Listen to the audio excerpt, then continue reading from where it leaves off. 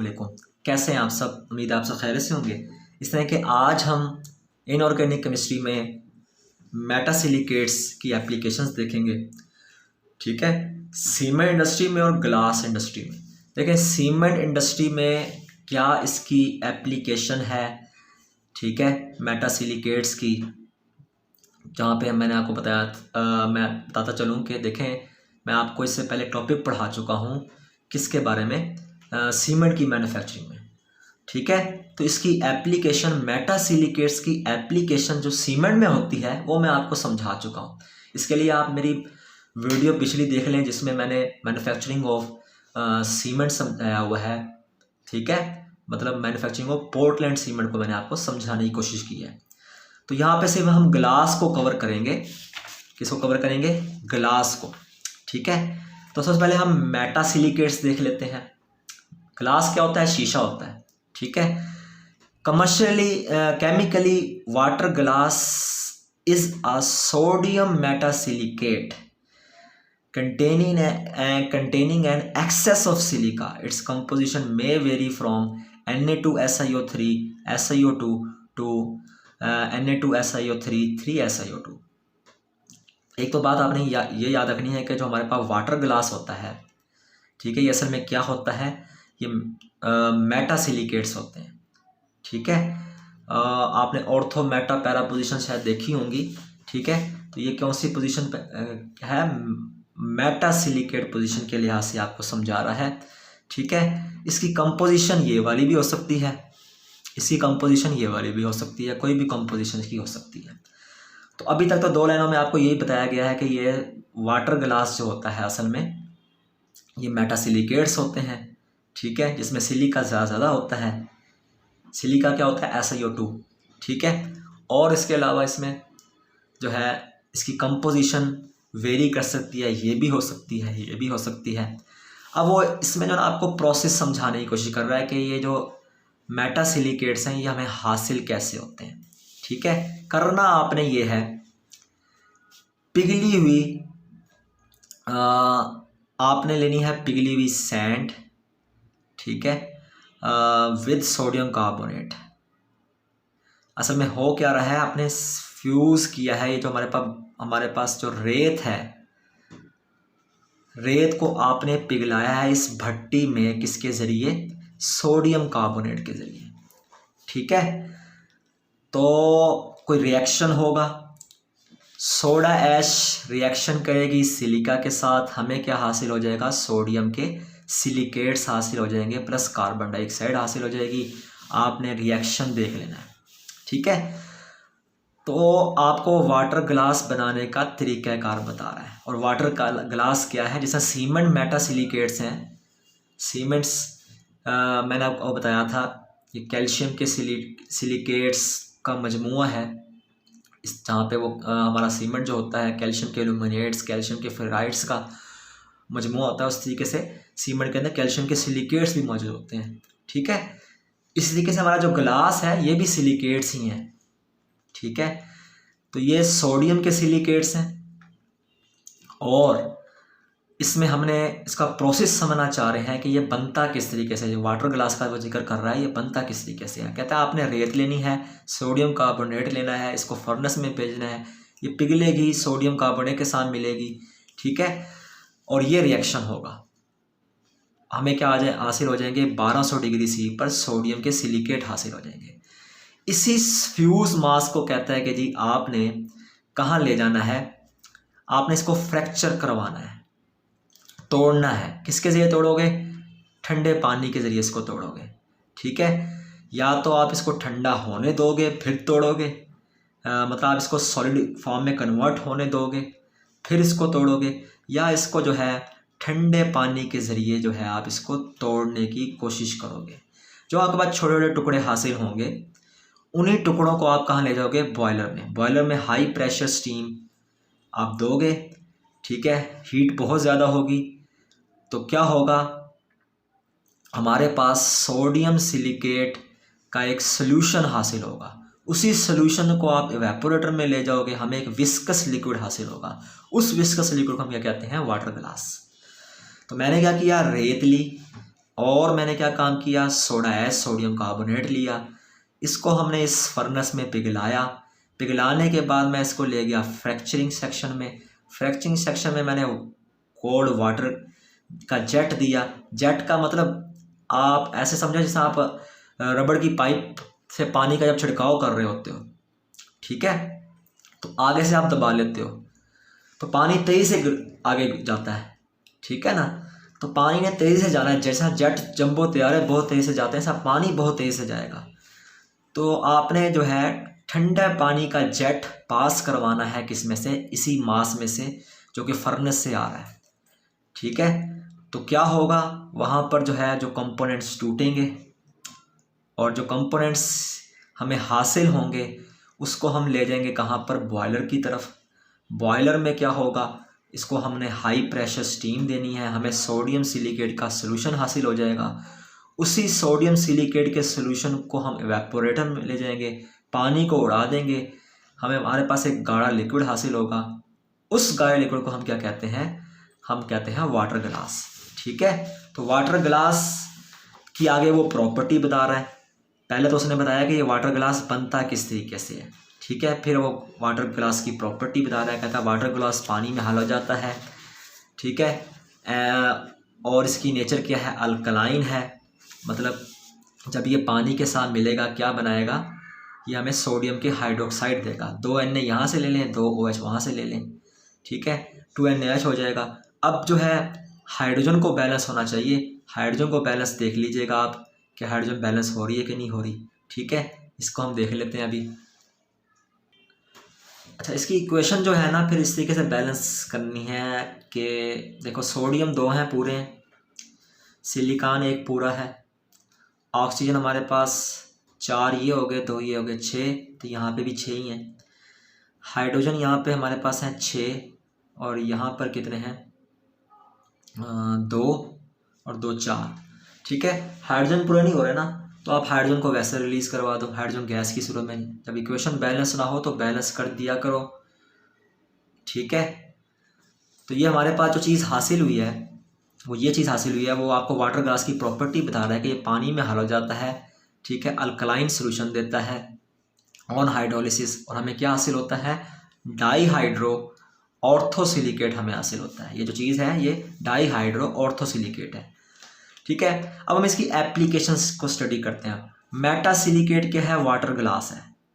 Metasilicate के बारे में बता रहा है, वो असल में क्या है, वाटर ग्लास है, ठीक है। और मेटासिलिकेट्स की एप्लीकेशन ग्लास इंडस्ट्री में क्या है, ठीक है।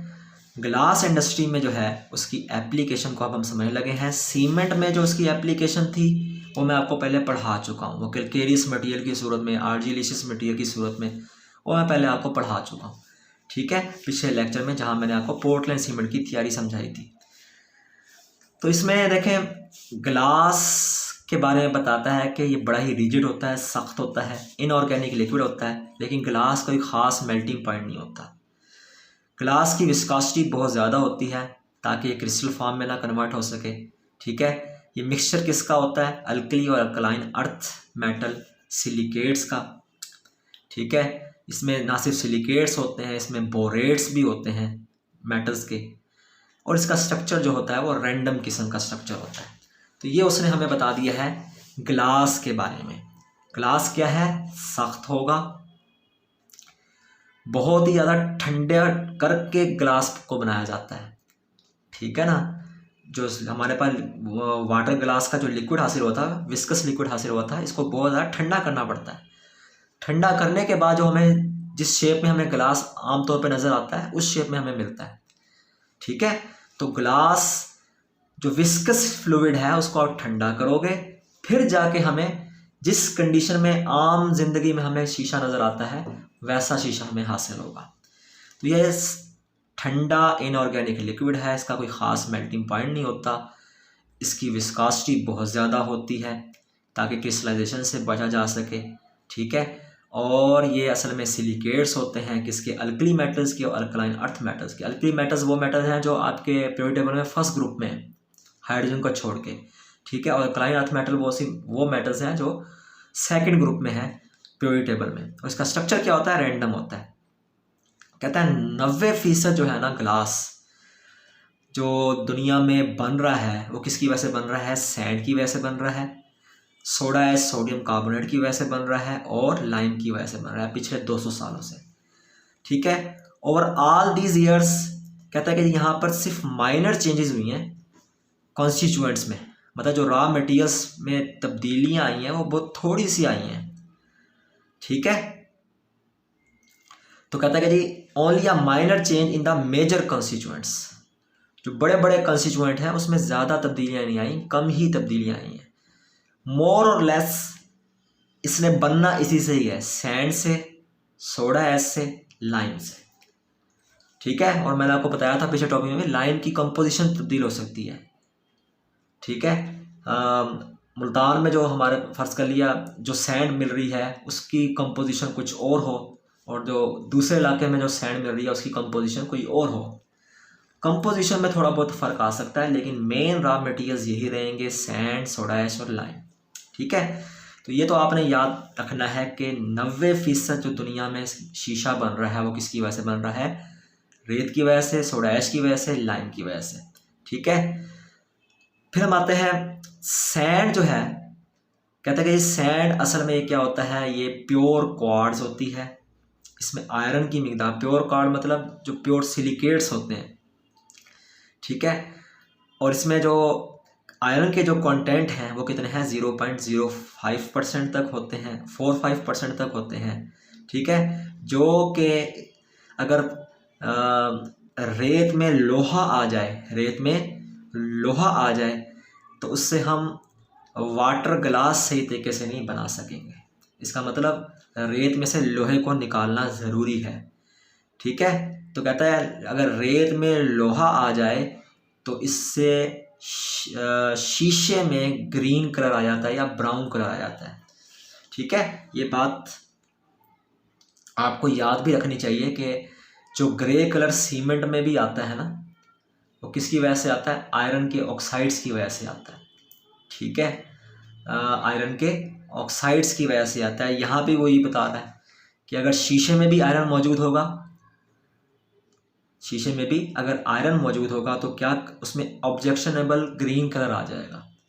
तो हमें ये कोशिश करनी चाहिए कि जो रेत हम लें उसमें लोहा मौजूद ना हो। ठीक है, इसका दूसरा रॉ मटेरियल क्या है? सोडा ऐश है। सोडा ऐश क्या है? असल में ये कार्बोनेट्स हैं, और इसके अलावा जो है हम इसमें साल्ट के किसका इस्तेमाल कर सकते हैं? सोडियम के सल्फेट्स का, सोडियम के नाइट्रेट का इस्तेमाल कर सकते हैं। तो कहता है कि जी नाइट्रेट्स का फ़ायदा ये होगा, ये आयरन को ऑक्सीडाइज कर देगा, मेल्टिंग बढ़ा देगा। ठीक है, और कहता है कि जी पोटाशियम के जो हमारे पास कार्बोनेट होते हैं ये असल में कहाँ पे इस्तेमाल होते हैं? ये सोडियम, जो पोटाशियम के कार्बोनेट होते हैं ये क्या काम करते हैं? सोडियम कार्बोनेट को रिप्लेस कर देते हैं। किस ग्लास में? हार्ड ग्लास में या जीना ग्लास में। एक ख़ास किस्म का ग्लास है ये, जिसका मेल्टिंग पॉइंट भी ज़्यादा होता है, जो ज़्यादा रेजिस्टेंस मुज़ाहमत करता है किसके ख़िलाफ़? गैर शफाफियत, जिसे वो कह रहा है डीवर्टिफिकेशन, विट्रिफिकेशन। ठीक है, और केमिकल रिएजेंट्स, मतलब केमिकल रिएजेंट भी इस पर जो है रिएक्ट नहीं कर सकेंगे, और जो है हमारा जो शीशा बनेगा वो भी ज़्यादा शफाफ बनेगा। तो देखें, पहला रॉ मटेरियल, इसकी कंपोजिशन में पहला रॉ मटेरियल था सैंड। सैंड प्योर क्वार्ट्ज है, मतलब प्योर सिलिकेट्स हैं। ठीक है, इसमें अगर लोहा हो तो लोहे को निकालना है आपने। ठीक है, लोहे को आपने निकालना है, वरना आपका जो वाटर ग्लास है वो सही नहीं बनेगा। ठीक है, जो विस्कस लिक्विड है ग्लास का वो सही नहीं बनेगा, और ऑब्जेक्शनेबल कलर इसमें आ जाएगा। फिर उसने बताया कि इसका दूसरा रॉ मटेरियल है सोडा ऐश। सोडा ऐश में सोडियम के कार्बोनेट्स भी हो सकते हैं, सल्फेट्स भी हो सकते हैं, नाइट्रेट्स भी हो सकते हैं। ये नाइट्रेट क्या करते हैं? अगर हमारी रेत के साथ लोहा आ जाए और लोहे को जो है ये ऑक्सीडाइज कर देते हैं, उसकी मेल्टिंग को बढ़ा देते हैं। और पोटाशियम कार्बोनेट, अगर आप सोडियम कार्बोनेट की जगह पोटाशियम कार्बोनेट इस्तेमाल कर लो, उससे हमें एक नया गिलास हासिल हो जाता है, उसे हम कहते हैं हार्ड गिलास। जिसका मेल्टिंग पॉइंट ज़्यादा होता है और वो गैर शफाफियत और केमिकल रिएजेंट के ख़िलाफ़ ज़्यादा मुज़ाहमत कर पाता है। मतलब हमें वो ऐसा गिलास देगा जो रिएजेंट के साथ रिएक्शन नहीं कर पाएंगे, ठीक है, और इसके अलावा जो है ज़्यादा शफाफ होंगे। इसके बाद जो तीसरा रॉ मटेरियल है हमारी ग्लास इंडस्ट्री में, वो कौन सा होता है? कैल्शियम के ऑक्साइड, लाइमस्टोन, ठीक है। तो कहता है ये असेंशियल इंग्रेडिएंट है जहाँ पे हमने विंडो ग्लास बनाना हो, जैसे जो हमारी खिड़कियों में जो ग्लास इस्तेमाल होता है, शीशा इस्तेमाल होता है, उसे हम क्या कहते हैं? विंडो ग्लास, ठीक है। तो ये हमारे पास हो गया। इसके अलावा चौथा पॉइंट है वो कहता है कि जी फेल्सपार, जिसे जो कि असल में एल्युमिनियम के कंपाउंड्स होते हैं, ठीक है, ये भी इसमें ग्लास में डाले जाते हैं ताकि इसका मेल्टिंग पॉइंट ग्लास का कम किया जा सके और डिवर्टिफिकेशन जो है, विट्रिफिकेशन जो है, कम की जा सके, ठीक है। तो फेल्सपार असल में क्या है? फेल्सपार है एल्यूमिना सिलिकेट्स हैं, एल्यूमिनो सिलिकेट्स हैं, पोटाशियम के, सोडियम के, कैल्शियम वगैरह के, ठीक है। फिर हम आते हैं इसके फिफ्थ पॉइंट की तरफ। तो आई थिंक आपको फोर्थ पॉइंट तो क्लियर हो चुका होगा और थर्ड पॉइंट भी क्लियर हो चुका होगा। मैंने कहा कि हमारे जो ग्लास इंडस्ट्री है उसका जो थर्ड रॉ मटेरियल वो लाइम है, जिसे हम कैल्शियम ऑक्साइड कहते हैं, जो कि लाइमस्टोन से हासिल होता है, ठीक है। ये मेन इंग्रेडिएंट किसका है? जो हमारी खिड़कियों में जो शीशा इस्तेमाल होता है, ये उसका मेन इंग्रेडिएंट है। मतलब हमारी खिड़कियों का जो शीशा है वो इसी की वजह से बनता है। फिर फेल्सपार चौथा रॉ मटेरियल है, जो उसके असल में क्या है? ये एल्यूमिनो सिलिकेट्स हैं, पोटाशियम के, कैल्शियम के और सोडियम वगैरह के, ठीक है। इनसे क्या होता है? ग्लास का अगर हमने मेल्टिंग पॉइंट कम करना हो तो वो किया जा सकता है। इससे हम डिविट्रिफिकेशन जो है कम कर सकते हैं इसको डालकर। अच्छा जी, अब हम आते हैं बोरेक्स की तरफ। बोरेक्स के बारे में वो कह रहा है, जो कि फिफ्थ रॉ मटेरियल है हमारे इस प्रोसेस का, जिसमें वो कह रहा है कि बोरेक्स जो है एक माइनर इंग्रेडिएंट के तौर पर इस्तेमाल किया जाता है किसमें? विंडो या प्लेट ग्लास में, ठीक है। इसका डिस्पर्शन वैल्यू कम होती है मगर रिफ्रैक्टिव इंडेक्स ज़्यादा होता है। ये एज आ ऑप्शनल ग्लास के तौर पर जो है यूज़ किया जाता है। आपने इसका बहुत सारा नाम शायद सुने भी होंगे, ख़ास तौर पे केमिस्ट्री लैब्स वगैरह में, कि बोरेक्स ग्लास, पायरेक्स ग्लास, ठीक है, वहाँ पे इसका इस्तेमाल हो सकता है। और बोरेक्स के बारे में मैं आपको बताता चलूँ, बोरेक्स असल में क्या है? बोरेक्स ये हाइड्रेटेड जो है सोडियम बोरेट कहलाते हैं, जिनका फार्मूला आपने अपनी पिछली क्लास में ज़रूर देखा होगा, ठीक है, Na2B4O7 10H2O। तो आई थिंक बोरेक्स का कंसेप्ट आपको क्लियर हो चुका होगा कि बोरेक्स क्या है। ये माइनर इंग्रेडिएंट के तौर पे इस्तेमाल होता है कहाँ पर? विंडो ग्लास में या फिर प्लेट ग्लास में, ठीक है। तो इसकी डिस्पर्शन वैल्यू कम होती है, इसका रिफ्रैक्टिव इंडेक्स हाई होता है और ये ऑप्शनल ग्लास के तौर पे इस्तेमाल होता है। इसका फार्मूला मैंने आपको बता दिया, Na2B4O7 10H2O। इसे हम कहते हैं हाइड्रेटेड सोडियम बोरेट। इसके अलावा आर्सेनिक ऑक्साइड भी ग्लास इंडस्ट्री में इस्तेमाल होता है, ठीक है, जो कि क्या काम करता है?